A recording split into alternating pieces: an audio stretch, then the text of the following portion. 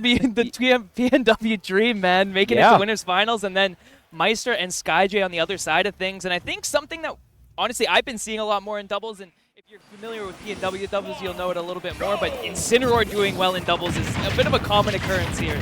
Yeah, I mean, the crazy thing is just Incineroar's placements in general in singles and doubles, but we know in doubles it gets so crazy because when you can just pass to this Incineroar that does so much damage on hit and just has so many hard-hitting moves, it's just going to have so much value to it, right? Especially with the Game & Watch, you're just controlling so much space preemptively with up airs, nairs. Yeah, you're 100% right, and I think what we see with both of these teams is characters that can do an effective job passing into those big hits. Jigglypuff is another character like that where Wolf, has the back air, but maybe not all the kill power all the time. Otherwise, can pass for that rest. Game Watch can do the same with Incineroar, and that's why these teams are doing so well. And as the game gets more hectic, the stocks just start to melt, man. Yeah, that was 88% on Ouch, but Ouch returning the favor with the flash, and this edge guard might be completed. So hard to edge guard Game Watch, and just as I say it, Game Watch gets back on the stage here, but what a back and forth for this game one.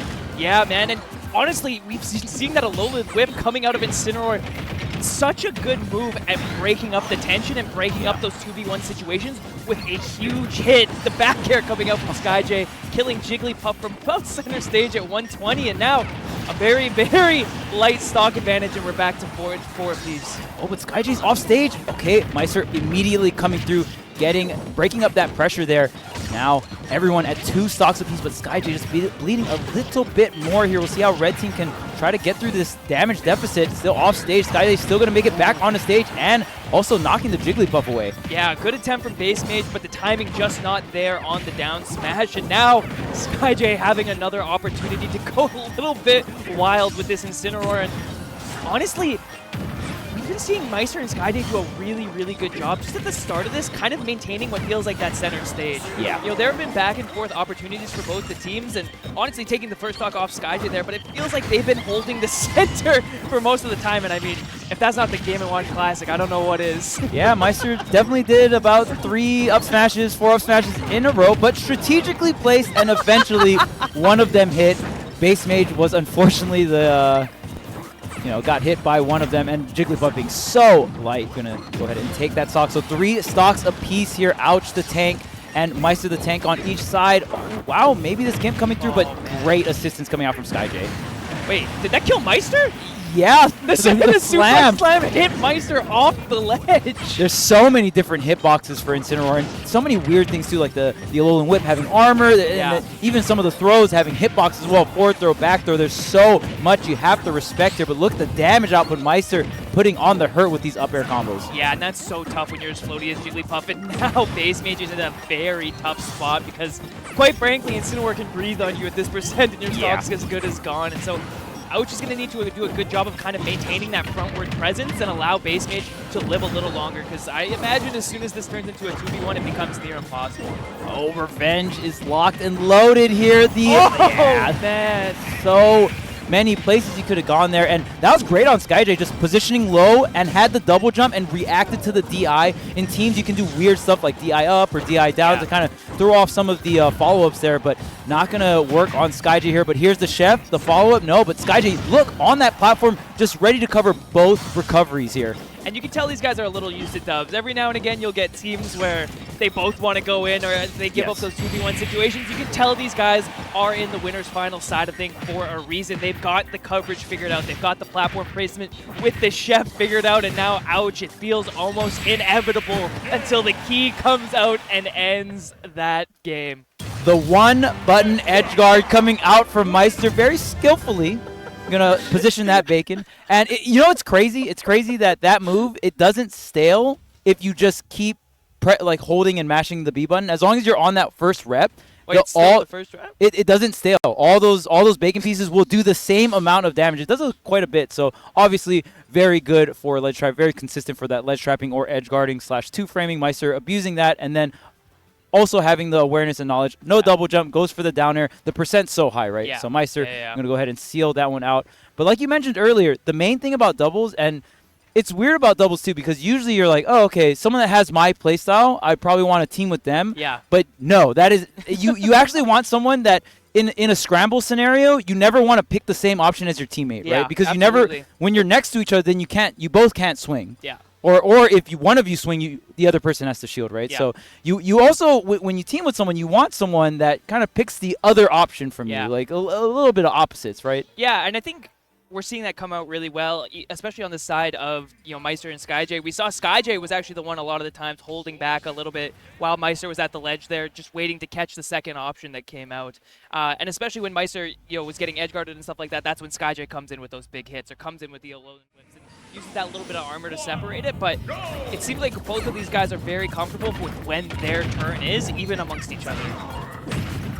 All right, so back. Now we're going to Final Destination. This is, even in singles, one of the most volatile stages you can pick, right? Especially against characters that have good juggling, and most of these characters on the screen are going to have that. So especially with two characters on the screen as well, like Nair, up air, Game Watch is going to be very effective here. But we'll see what Ouch and BassMage have cooking up for this counter pick. Yeah, they might think that just with the combination of Wolf and Jigglypuff, that the juggling might be a little better, but that airspace belongs to no one but Skyjay, and BassMage's going to lose a stock early from that up smash. The edge guard opportunity comes out, but BassMage is now in a very tough spot. Is that no double jump? Okay, Skyjay able to make it back, perhaps. The up B barely snapping after that Alolan whip. Great recovery, taking quite a bit of damage, but honestly, for the red team, you got quite a bit of lead because they already got that first stock off of BassMage, right? Yeah. Yeah, that's really big on the side of these guys. But Ouch actually able to find an up air very high on the stage to take the stock off Maister, and Skyjay answering right back with the Alolan whip. And dude, it just seems like Skyjay is so good at finding these big hits, and in doubles, that can be the difference maker between your team winning and losing. It's just who is able to find the stock, sub 100, sub 120. It's all about trading efficiently, like you said, right? And Skyjay, there's so many situations where Maister will get his stock taken, but Skyjay's there to return the favor. And I mean, when Incineroar is returning the favor and the single jab, and just like that, the rest, the equalizer here. Oh, but the dash attack from Skyjay, and right now, BassMage already on the last stock. And something crazy, not even crazy, but just kind of good doubles fundamentals that we've been seeing is when they have one player from either team off stage, they've been actually doubling up on the player who is still on stage. If they've been using those opportunities to take stocks, and we saw both teams actually do it there on the last two stocks, taking those stocks while it was 2v1. And again, it's just those doubles fundamental. It's a little different than singles. It's not always what you expect, but it matters just as much. Oh, and look at that Skyjay making sure the bodyguard of that situation after the berry secure that stock. 3 stocks to 2. I mean, considering the lead that the red team had in the beginning, really good job from Ouch and BassMage bringing this one back to, somewhat doable here. The edge guard onto Skyjay. Jump, that's it, man. Yeah. And that was a combo off the fair into the nair from the down air. So incredible 3-piece off stage right there. And BassMage knew there was no jump, so it was guaranteed. Yeah, that is such good knowledge on the side of BassMage, and if you're back in this game, you can't ask for more than that. That's such an early stock on Incineroar, who's been living to those 130, 140%. It's a rare opportunity. Skyjay has been letting that up B rip high a lot, and so I think, BassMage is probably going to start looking to intercept it a little bit higher than just at the ledge, because he has been trading kind of unfavorably with that, but the actual situation has been pretty similar. Okay, it's been center stage control the whole time here for the blue team, and just like that, the counter pick working out, but now it's a 1v1. Ouch gets the punish, gets the tech, the flash to the ledge here. Oh, okay, tries to go for the high back air, another back air connects. It's going to be rough. And this is so much back and forth from these guys, hit for hit, trying to find an opening, trying to find the big opportunity in the side B. Could have been punished a little bit harder, and actually calls out the up B, but misses the nair, and now stuck with no invincibility at the ledge. And Skyjay, he gets that every single time. And Maister and Skyjay going up 2-0 against Ouch and BassMage in a game that frankly felt like it shouldn't have been close at all. Yeah, BassMage was playing that front line, got anti-aired by the up smash, very clutch from Skyjay, clutching out that 2v1, right? Absolutely. And man, that was such a heartbreaker, because that nair from Ouch was the correct play. It was. He just had to commit a little farther out, and that would have been the stock. But just a little miscalculation, and just like that, the situation can flip so fast in Ultimate, right? Like you said, because Ouch missed the nair, didn't really have intangibility on that regrab, the down tilt into the fair, that's going to be a wrap. But we'll see if they can clutch it out here. Game 3, maybe make this reverse 3-0 a possibility. I like that they're bringing it back to Final Destination. Even though they didn't have the lead the entire time, they're able to really, on that very last stock, get a bunch of clutch plays here. Yeah, and actually it felt like the FD pick was a little nice for Ouch in terms of just finding those early stocks on Maister, because that's actually what kept them in the game in the first place. Yeah. And then the late early stock onto Skyjay is what kept them in it as well. And the Gimp on both sides of things means that one stock is going to be gone for both teams very, very quickly. One on the side of Ouch and one on the side of Skyjay. And the hits right now, man, it's almost 2 1v1s happening right now. Yeah.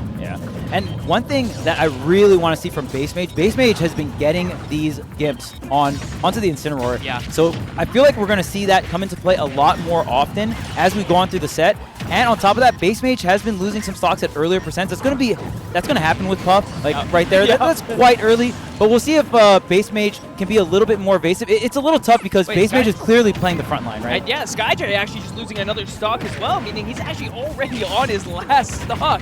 Yeah, I'm taking 50 at that on the last stock already into the flash. Confirm off stage. Ouch, going to go for the low flash to the ledge, avoiding that Maister down air. Back here, almost going to. Skyjay still on the hunt, but now BassMage with the punish. Wow, that directional air dodge made it back.